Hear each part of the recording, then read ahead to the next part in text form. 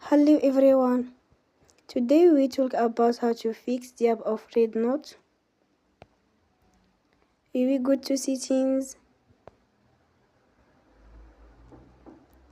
Then we click on apps. After that we will search the app REDnote. And we click. Then we will on for stop. After that we will go to storage. Then we click on clear cache. In the end, turn off your phone and you will recharge your phone again. Don't forget to support us by like and subscribe. See you next time and thank you for watching.